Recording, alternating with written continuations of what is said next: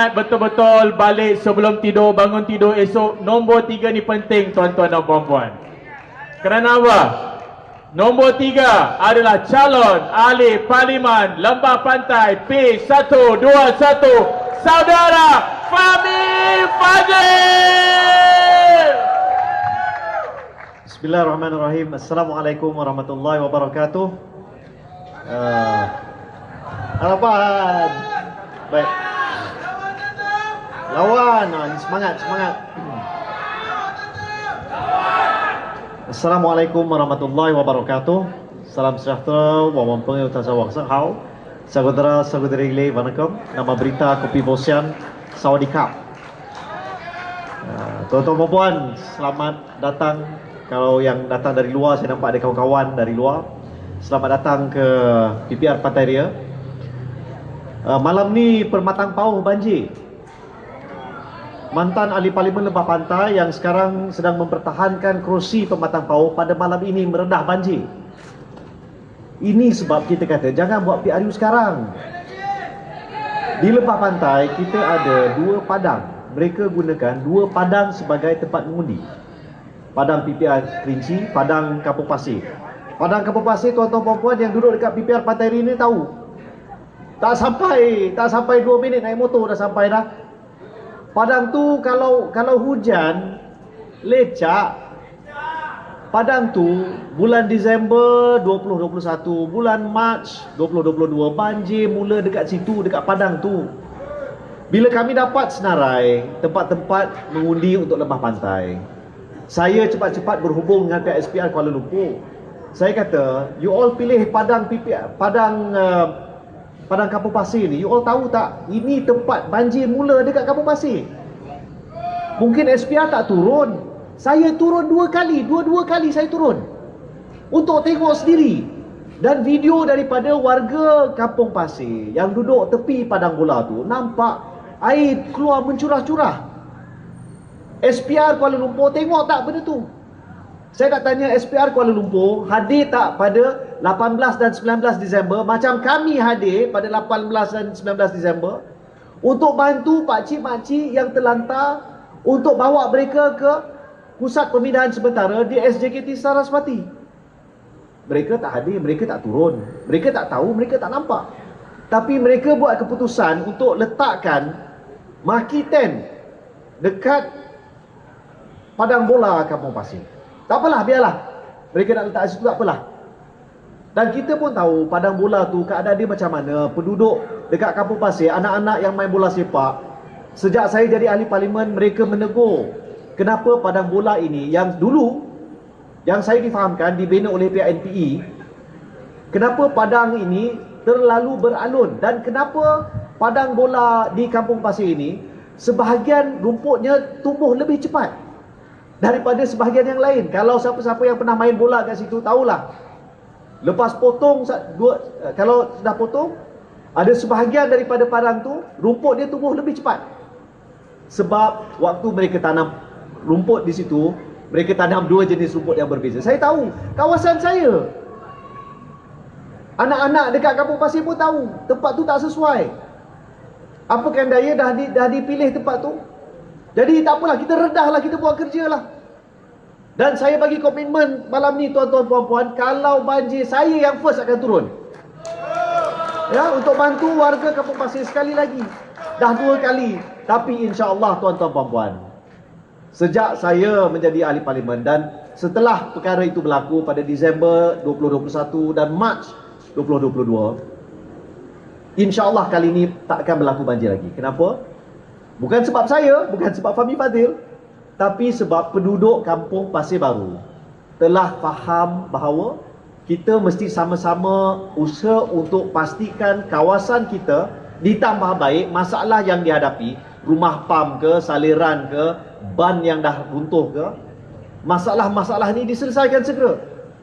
Kita tak nak berlaku banjir di Kampung Pasir ke, dekat terowong nak pergi ke Kampung Pasir ke, dekat depan sini. Saya tahu, kalau tuan-tuan puan-puan yang tinggal di PPR Pantai Ria tahu, masa hujan waktu tu, depan ni semua banjir kan tak? Tapi masalah banjir ni, especially banjir kilat, dia berlaku antara lain sebab sampah sarap menghalang aliran air. Sampah sarap menghalang aliran air. Longkang dah buat.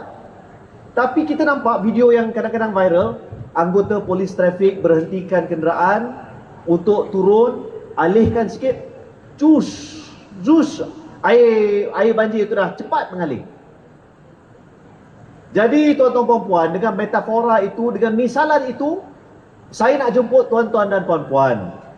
Pada 19 hari bulan November nanti, tugas kita sebagai warga negara yang boleh mengundi ialah untuk jadi seperti sukarelawan, seperti polis trafik, seperti abang-abang kakak-kakak riders yang berhenti untuk alihkan sampah supaya air boleh mengalir semula, menyelamatkan keadaan. Apakah sampah itu? Sampah itu adalah sampah-sampah politik. Kita nak ketepikan. Ya, sampah-sampah politik yang kita nak ketepikan supaya tak berlaku tak berlaku banjir, tak berlaku musibah dalam kawasan kita. Maksudnya pilih yang betul, orang yang buat kerja, orang yang sentiasa ada di sini, insya-Allah tak akan berlaku masalah untuk warga di Lembah Pantai, insya-Allah. Tuan-tuan puan-puan tahu, tuan-tuan puan-puan ingat dan sedar macam mana waktu Pakatan Harapan mentadbir dulu, kita rasmikan satu majlis dengan Saifuddin Nasution dekat Padang PPR Kerinci, harga minyak masak RM16.90 satu untuk 5 kilo. Ingat tak? Betul tak? RM16.90. Sekarang ni kalau dapat minyak buruh 5 kilo, 32, 33, betul tak? Dulu nak cari beg polybag tak susah. Sekarang ni pengusaha hypermarket pun mengadu pada saya. Ada satu pengusaha ni, dia ada banyak cawangan-cawangan bagi, saya tak nak sebutlah ya, tapi dia pun mengadu. Dia kata, YB, bukan kami tak nak jual polybag, tapi kami dapat banyak tu je. Sampaikan satu cawangan, saya terpaksa buka satu kotak saja. Saya tahu ramai yang pergi ke NSK pagi-pagi bersiap sedia nak kejar, nak tangkap, nak dapat beli polybag tu. Kalau satu ketika polybag ya minyak masak, sekarang ni pula telur. Siang tadi saya pergi ke Kondo Rakyat. Masa nak keluar, saya bertemu dengan beberapa orang makcik. Mereka bawa beg daripada 99. Dia kata mereka serbu, mereka tunggu macam sedang hendak nak tangkap lori yang bawa telur. Sebab tak dapat jumpa. Bila saya pergi hari Ahad yang lalu ke pasar pagi dekat depan stesen KTM Pantai Dalam, saya bertemu dengan seorang penjual ya, dia jual ayam dan telur. Dia kata dia order 40 tray, dapat 10 je.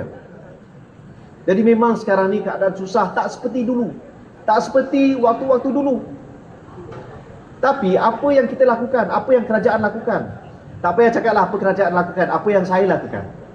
Pada bulan Julai yang lalu, kita mulakan dengan satu program jualan amal prihatin rakyat.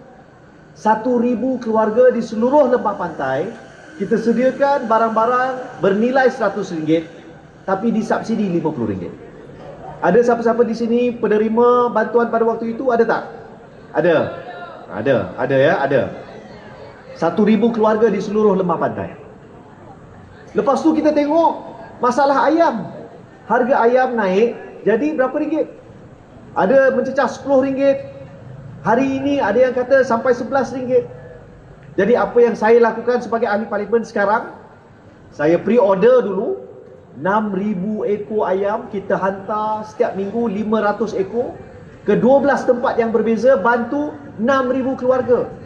Kalau di luar harga ayam sekarang ni RM11 ada, sekilo satu ketika RM9.40 sekilo. Kita sediakan ayam segar bersubsidi pada harga RM8 seekor.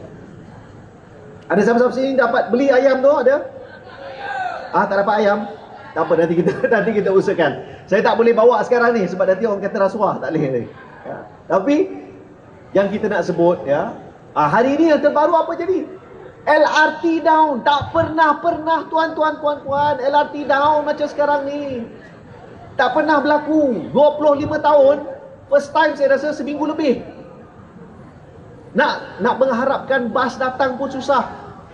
Jadi apa yang kita usahakan, semalam saya bercakap dengan seorang kawan, dia kata dia nak offer, kawan-kawan dia nak bawa, nak bantu, jadi sukarelawan.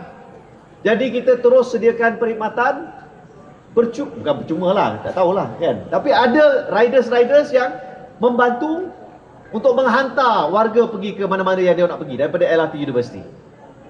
Ada disediakan. Jadi maksudnya kita perlukan solution sekarang, kita perlukan penyelesaian sekarang. Kita tak main politik dekat lembah pantai. Tuan-tuan puan-puan menjadi saksi. Kalau tuan-tuan puan-puan pergi ke pusat khidmat saya, ada tak waktu saya berkhidmat sebagai ahli parlimen, ada tak saya gantung bendera parti? Ada tak saya gantung bendera Pakatan Harapan ke, bendera PKR ke? Tak ada. Kalau orang UMNO datang jumpa saya, ada tak saya halau? Tak ada. Kalau orang Bersatu datang jumpa saya, orang PAS datang jumpa saya tak. Sebab janji saya pada 9 Mei 2018 waktu menang ialah saya akan berkhidmat untuk semua warga di lembah pantai. Bila ketua bahagian UMNO lembah pantai nak datang jumpa pun saya buka. Ada emergency nak kena alihkan kenderaan, iaitu nombor plate JSG 9593. Kereta warna hitam, sebab ada kenderaan nak rush pergi ke hospital. JSG 9593, kereta warna hitam. Tolong alihkan, ya. Jadi kita sambung dulu, sambung lagi. Sekarang baru pukul 11, tapi kita tak berniat untuk terlalu lama sebab saya tahu ramai yang nak tidur. Esok pagi pun saya akan, insya-Allah saya akan pergi ke, tak apa, okey. Jadi maksudnya apa tuan-tuan puan-puan? Ya, nak berkhidmat kita tak boleh ikut apa, tak boleh pilih bulu. Ramai yang terkesan pada waktu ini, malah ada juga yang bukan warga negara yang hadapi masalah, kita kena bantu. Sebagai ahli parlimen itulah yang saya telah lakukan, ya, sejak saya jadi ahli parlimen. Tuan-tuan puan-puan, mesej kita senang, mesej kita mudah. Kalau tuan-tuan puan-puan suka dengan perkhidmatan saya harap 19 hari bulan November ini tuan-tuan puan-puan pertimbangkan untuk lanjutkan kontrak saya. Saya menang kontrak untuk jaga lembah pantai pada tahun 2018. Ya, saya menang kontrak, tapi saya nak cerita, saya nak bagi orang kata pendedahan. Saya jadi ahli parlimen 2018, sebelum saya jadi calon, saya isytihar harta. Waktu itu harta saya bernilai 1.0 juta ringgit. Lebih kurang 1.0 lebih sikit juta ringgit. Ada satu rumah, satu apartmen, 2 biji kereta, 1 kereta kelisa. Kereta kelisa tahun 2004. Yang ni kereta yang saya takkan jual, saya masih ada. Sebab dia kereta legend, ya. Senang keluar masuk kalau pergi PPR dan sebagainya. Tak jual. Tahun 2022 sekarang ni, sebelum saya jadi calon sekali lagi, saya isytihar sekali lagi untuk tunjukkan I have nothing to hide. Saya tak nak berselindung apa-apa pun. Rakyat lembah pantai boleh tengok, boleh nilai, ya. Saya masih pakai jam Casio yang sama. Saya masih pakai, tuan-tuan puan-puan, kasut ni saya berkempen tahun 2018. Kasut sama, kan? Masih sama. Sekarang nilai aset saya 1.2 juta. Naik sikit. Tak adalah berpuluh-puluh juta. Saya tak ada sakau, saya tak ada ambil kontrak satu pun. Tak ada satu komisen pun saya dapat, ya. Semua yang apa-apa peruntukan yang saya diamanahkan untuk jaga, semua sampai kepada warga lembah pantai. Tempat mana yang saya tak sampaikan, surau hijrah 15,000 saya bagi untuk siapkan PA system. Kalau PA system tak siap, tanya dengan AJK. Ya, 15,000 saya sediakan. Kepada rukun-rukun tetangga dekat PPR Pantai Ria, hampir semua saya ada bantu. Nak main bowling, saya bantu. Nak buat program, saya bantu, ya. Bukan saya nak mengungkit, tapi nak menyatakan Saya tak ada orang kata apa nama ni. Tak ada, saya tak ada minta siapa-siapa komisen apa-apa, ya. Semua kalau 100 tu 100 lah untuk rakyat. Dan saya tahu tadi ada aunty jumpa, ya, ada makcik, ya, saya bantu anak-anaknya. Jadi bukan nak mengungkit tapi nak menyatakan mak ayah saya ajar, mak ayah saya pejabat awam, pegawai kerajaan. Ayah saya kerja Felda. Ayah saya kerja Felda dan dia diamanahkan waktu itu. Dia daripada Universiti Melaya, dia masuk Felda tahun 69, sampailah dia dipensionkan tahun 2004. Ayah saya masuk Felda sebagai pegawai biasa, jadi pengarah besar Felda, jaga semua Felda. Dia berjaya simpan duit Felda 6 bilion ringgit cash, liquid cash. Bila ada pihak-pihak yang nak guna duit itu untuk tujuan-tujuan lain, dia kata ini duit orang Melayu miskin, orang peneroka Felda, bukan untuk tujuan politik, bukan untuk beli hotel, bukan untuk buat bangunan, bukan, untuk bantu warga Felda. Akhirnya apa yang berlaku kepada ayah saya, dia diminta, dia cold storage, dia jadi penasihat, kemudian diketepikan. Itulah nasib kalau lurus bendul, kalau lurus kan. Mak saya pegawai tadbir dan diplomatik, kerja kerajaan, 11 kementerian. Tuan-tuan, puan-puan, ya, kalau jumpa dengan pegawai senior dalam kerajaan sekarang, ada kemungkinan mereka kenal mak saya siapa, Fauziah Ramli. Ya. Orang JKM kenal, KSU kenal. Sebab dulu mak saya, dia sangat tegas. Menteri-menteri yang dia jaga siapa tahu? Syahrizad Jalil, Tan Sri Zaliha, ya, Napsiah Omar. Itu antara menteri-menteri yang dia jaga. Dan mak saya, dia kata ini tak boleh guna untuk tujuan politik. Dia orang tak suka dia lah. Dia tak suka mak saya. Dan sebab mak saya tegas. Jadi bila mak ayah saya mengajar saya, mendidik saya macam tu, saya tak ada teringin pun nak ambil sesen pun duit rakyat. Sebab mak ayah saya ajar untuk sentiasa bersyukur dengan apa yang saya ada. Ya, jadi itulah, ya, sedikit latar belakang dan kenapa saya bekerja dengan cara yang sedemikian rupa. Tuan-tuan, puan-puan, 19 November ini cuma tinggal lebih kurang 6 hari dan 1 jam. 6 hari dan 1 jam lagi. Dalam masa 6 hari 1 jam ni, saya tahu yang ada di sini kemungkinan besar boleh sokong saya, boleh undi calon nombor 3. Tapi belum cukup. Kalau setakat ini saja tak cukup. Saya pohon bantuan tuan-tuan, puan-puan. Kalau tuan-tuan, puan-puan rasakan yang kita telah lakukan adalah sebaik mungkin dan tuan-tuan, puan-puan setuju dan ingin lanjutkan kontrak saya pohon malam ini tuan-tuan, puan-puan juga menjadi dai demokrasi. Dai demokrasi itu maksudnya bila kita esok pagi pergi ke kedai roti canai Imam Hadi, kedai roti canai Imam Hadi, sambil kita duduk makan roti canai, kita tanya dengan jiran kita, kita tanya dengan kawan kita yang kita jumpa tu, awak tahu tak awak mengundi dekat mana? Bukan semua yang pergi ke Siraj, bukan semua yang pergi ke Padang Bola Kampung Pasir. Ada yang pergi ke sekolah-sekolah lain, tempat-tempat lain. Tanya mereka supaya mereka tahu 19 hari bulan November ini mereka boleh keluar mengundi. Kedua, kalau tuan-tuan perempuan ada anak-anak berusia 18 tahun ke atas, usia 18, kenapa saya dan rakan-rakan perjuangkan supaya anak-anak 18 tahun boleh mengundi? Saya nak ceritakan ringkas saja. Umur 18 tahun, kita dah boleh bawa kereta, dah boleh masuk polis, dah boleh masuk tentera, dah boleh jadi bomber, dah boleh menikah, dah boleh kalau dihadapkan ke mahkamah, dihadapkan, ya, boleh dijatuhkan hukuman seperti dewasa. Orang dewasa dah. Boleh bayar cukai, boleh berkorban demi negara. Maka bolehlah 18 tahun memilih pemimpin dan masa depan Malaysia. Itu sebabnya. Jadi tuan-tuan, puan-puan, mak-mak, ayah-ayah, makcik-makcik, pakcik-pakcik, kalau ada anak, ada cucu, ada anak saudara yang tak tahu dia layak mengundi, ya, keluarlah, pergilah, bagi tahu pada mereka, mereka boleh memilih. Kalau mereka tak tahu nak pilih yang mana, kalau mereka rasa, Mak Ngah, saya nak undi siapa Mak Ngah?